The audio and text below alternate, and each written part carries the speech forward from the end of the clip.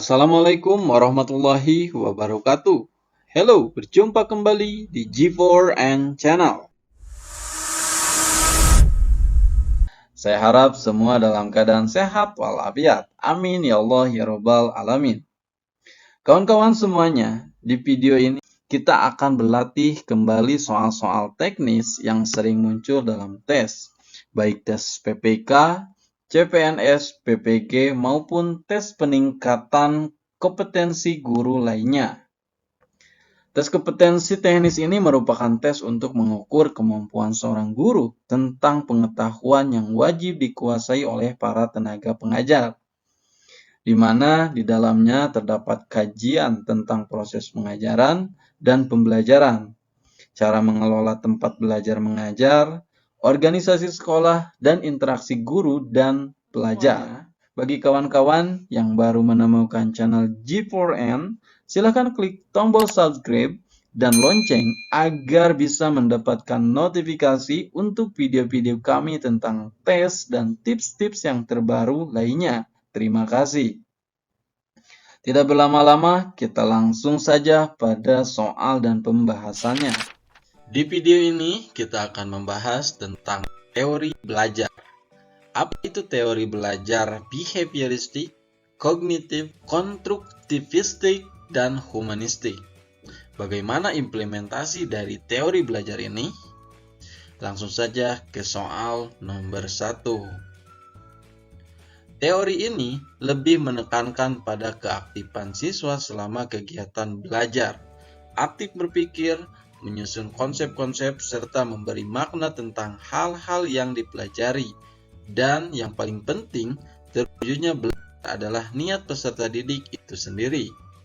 Pernyataan tersebut merupakan aliran dari teori A. Konstruktivistik, B. Sibernetik, C. Humanistik, D. Behavioristik, atau E. Kognitistik. Bapak Ibu, seperti di video-video sebelumnya, silakan Bapak Ibu menjeda video ini terlebih dahulu untuk mencari jawaban yang paling tepat. Kemudian, kalau sudah menemukan jawabannya, lanjutkan kembali videonya untuk menyamakan jawaban tersebut. Baik, jawaban nomor 1 adalah A. Konstruktivistik. Konstruktivisme adalah pendekatan yang menunjukkan bahwa pembelajaran lebih efektif dan bermakna ketika siswa mampu berinteraksi dengan masalah atau konsep. Pembelajaran yang berbasis konstruktivisme dapat dilihat dalam ilustrasi sebagai berikut.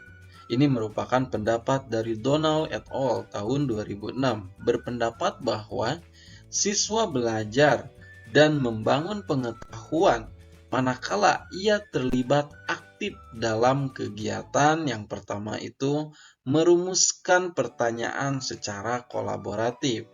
Selanjutnya adalah berpikir kritis tentang isu-isu yang kompleks, kemudian menjelaskan fenomena, lalu mengatasi masalah yang dihadapi. Lanjut ke soal nomor 2.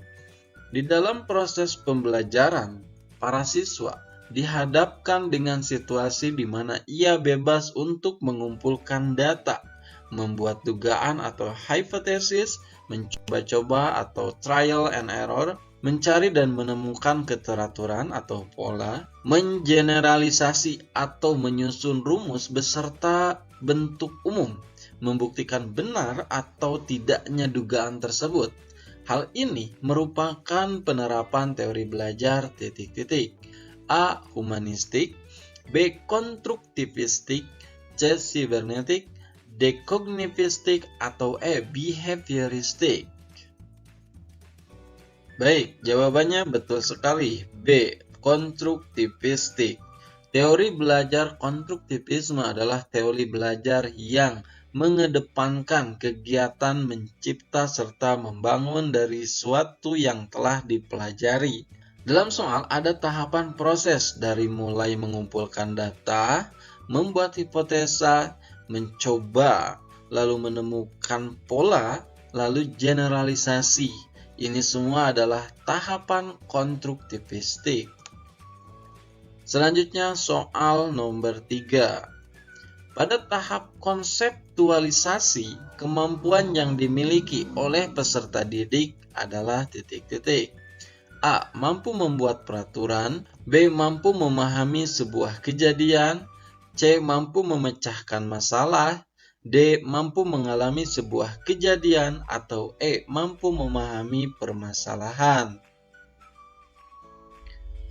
Jawabannya adalah C. Mampu memecahkan masalah. Piaget menguraikan ada 4 tahapan perkembangan kognitif. Yang pertama adalah sensori motor. Kedua, pre-operasional. Ketiga adalah konkret operasional. Dan yang terakhir, formal operasional. Dari keempat tahapan perkembangan kognitif ini, masing-masing memiliki ciri kekhasannya masing-masing dan juga memiliki keterkaitan satu sama lain. Tahapan konseptualisasi masuk ke level formal operasional dan kemampuan yang dimiliki adalah mampu memecahkan masalah melalui penalaran konsep dan hipotesa. Selanjutnya soal nomor 4. Di bawah ini adalah tipe belajar menurut Habermas, kecuali titik-titik. A. Belajar praktis, B. Belajar teknis, C. Belajar emansipatoris, atau D. Belajar konsep. Jawabannya adalah belajar konsep atau D. Habermas adalah tokoh humanis yang memiliki banyak pengaruh terhadap teori belajar humanis. Menurutnya, belajar baru akan terjadi jika ada interaksi antara individu dengan lingkungannya. Lingkungan belajar yang dimaksud di sini adalah lingkungan alam maupun lingkungan sosial, sebab antara keduanya tidak dapat dipisahkan. Habermas membagi tipe belajar ke dalam 3 bagian, yaitu belajar teknis atau technical learning, yang kedua belajar praktis atau practical learning, dan yang terakhir belajar emansipatoris atau emancipatoris learning. Belajar teknis atau technical learning adalah belajar bagaimana seseorang dapat berinteraksi dengan lingkungan alamnya secara benar. Kalau belajar praktis atau practical learning adalah belajar bagaimana seseorang dapat berinteraksi dengan lingkungan sosialnya, yaitu dengan orang-orang di sekelilingnya dengan baik. Yang terakhir adalah emancipatoris learning. Tahapan belajar ini menekankan upaya agar seseorang mencapai suatu pemahaman dan kesadaran yang tinggi akan terjadinya perubahan atau transformasi budaya dalam lingkungan sosialnya. Maka jawaban yang bukan teori Habermas adalah E, belajar konsep. Selanjutnya soal nomor 5. Menurut Brunner, apabila seseorang memahami objek-objek atau dunianya melalui gambar-gambar dan visualisasi verbal, dengan kata lain, peserta didik belajar melalui bentuk perumpamaan atau perbandingan. Hal ini merupakan tahapan dari titik-titik. A. Konflik, B. Ikonik, C. Simbolik, D. Intuitif, atau E. Enaktif. Jawabannya adalah B. Ikonik. Teori Brunner adalah teori belajar matematika yang terdiri dari 3 tahapan, yaitu tahapan enaktif, ikonik, dan simbolik. Tahapan enaktif adalah tahapan belajar di mana siswa diberi kesempatan dalam memanipulasi objek konkret secara langsung. Kalau tahap ikonik adalah tahap belajar di mana siswa memanipulasi objek konkret ke dalam bentuk gambar visual dan perumpamaan atau perbandingan. Selanjutnya, kalau tahap simbolik adalah tahap belajar di mana siswa memanipulasi gambar pada tahapan sebelumnya ke dalam simbol-simbol matematika. Jadi, jawabannya adalah B, ikonik. Selanjutnya soal nomor 6. Pernyataan berikut yang menjelaskan makna istilah kognitif adalah titik-titik. A. Kemampuan untuk memecahkan masalah. B. Kemampuan berinteraksi. C. Kemampuan untuk mengintegrasikan diri. D. Kemampuan mengemukakan pendapat. Atau E. Kemampuan berkomunikasi. Maka jawaban yang paling tepat adalah A. Kemampuan untuk memecahkan masalah.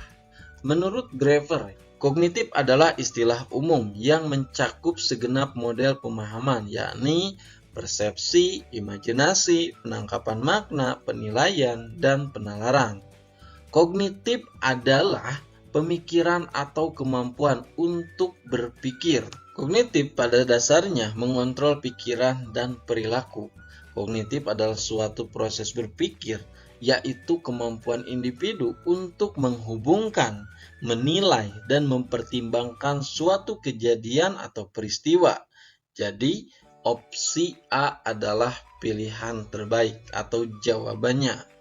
Selanjutnya, soal nomor 7. Seluruh komponen pendidikan memiliki tujuan yang sama, yaitu terbentuknya manusia yang ideal. Manusia yang dicita-citakan, yaitu manusia yang mampu mencapai aktualisasi diri. Pernyataan tersebut merupakan bagian dari teori titik-titik. A. Sibernetik. B. Konstruktivistik. C. Kognitivistik. D. Humanistik. Atau E. Behavioristik. Jawaban yang paling tepat adalah D. Humanistik. Seluruh komponen pendidikan memiliki tujuan yang sama, yaitu terbentuknya manusia yang ideal, manusia yang dicita-citakan, yaitu manusia yang mampu mencapai aktualisasi diri, adalah pengertian dari teori humanistik. Teori belajar humanistik sifatnya lebih abstrak dan lebih mendekati bidang kajian filsafat, teori kepribadian, dan psikoterapi daripada bidang kajian psikologi belajar. Teori humanistik sangat mementingkan isi yang dipelajari daripada proses belajar itu sendiri. Selanjutnya soal nomor 8. Teori belajar yang mengutamakan perubahan tingkah laku pada individu yang belajar dengan mengutamakan hubungan stimulus dan respon merupakan teori belajar titik-titik. A. Kognitivistik. B. Konstruktivistik. C. Humanistik. D. Behavioristik. Atau E. Rekonstruktivistik. Jawaban yang paling tepat adalah D. Behavioristik. Behavioristik merupakan pandangan yang menganggap seorang pembelajar pada dasarnya pasif, namun merespons stimulus dari lingkungan. Pendekatan behavioristik berfokus pada membimbing pembelajaran mencapai hasil pembelajaran yang telah ditetapkan sebelumnya. Menurut teori behavioristik, adalah perubahan tingkah laku sebagai akibat dari adanya interaksi antara stimulus dan respon. Dengan kata lain, belajar merupakan bentuk perubahan yang dialami siswa dalam hal kemampuannya untuk bertingkah laku dengan cara yang baru sebagai hasil interaksi stimulus dan respon. Selanjutnya soal nomor 9. Contoh penerapan teori behavioristik yang dilakukan oleh guru dalam praktik pembelajaran adalah titik-titik. A. Memberikan penjelasan pengetahuan baru. B. Membimbing siswa dalam memperoleh pengetahuan baru. C. Menyediakan atau memberikan kegiatan-kegiatan yang merangsang keingintahuan siswa dan membantu mereka mengekspresikan gagasannya. D. Memahami tahapan-tahapan perkembangan peserta didik dan menggunakan metode pembelajaran sesuai dengan tahap tersebut.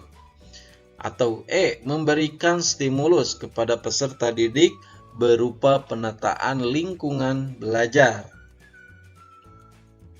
Jawabannya yang tepat adalah A. Memberikan penjelasan pengetahuan baru.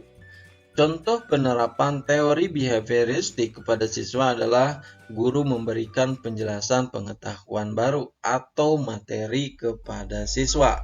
Ceramah adalah salah satu penerapan dari behavioristik. Jika siswa mendengar penjelasan guru, maka ia akan menerima pengetahuan baru dari hasil mendengar tersebut. Artinya terjadi stimulus atau ceramah dan respon atau mengerti. Selanjutnya soal nomor 10. Apabila dalam proses belajar peserta didik melakukan suatu sampai dengan mendapatkan respon yang tepat dan sesuai dengan apa yang diinginkan serta menghilangkannya apabila dirasakan tidak sesuai. Hal ini merupakan prinsip belajar A. Conditioning, B. Shaping, C. Konseptualisasi, D. Stimulus respon, atau E. Trial and error. Jawaban yang paling tepat adalah E. Trial and error. Aktivitas coba-coba untuk belajar diteliti dengan seksama oleh ahli psikologi Amerika Serikat Edward L. Thorndike. Proses belajar dengan coba-coba disebut juga trial and error.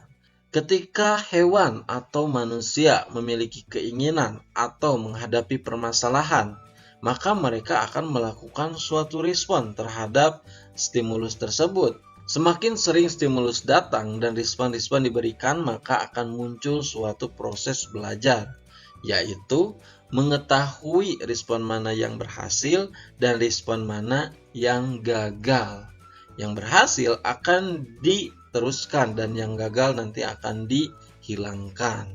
Selanjutnya soal nomor 11. Seperti biasa, ini adalah soal bonus. Silakan Bapak Ibu untuk mencari jawaban yang paling tepat, kemudian tuliskan jawabannya di kolom komentar. Nanti kita akan diskusikan di sana ya untuk jawabannya. Baik Bapak Ibu semuanya, di video ini kita sudah berlatih soal-soal tentang teori belajar. Secara umum, pengertian teori belajar merupakan upaya untuk mendeskripsikan bagaimana manusia belajar, sehingga membantu kita semua memahami proses saling berhubungan yang kompleks dari belajar dan mempelajari perkembangan intelektual siswa. Ada 4 teori belajar yang sudah kita pelajari dari soal-soal yang disajikan. Teori belajar behavioristik, kognitif, konstruktivistik, dan humanistik.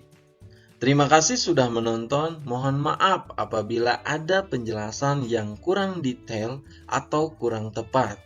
Sampai jumpa di video kami selanjutnya. Wassalamualaikum warahmatullahi wabarakatuh.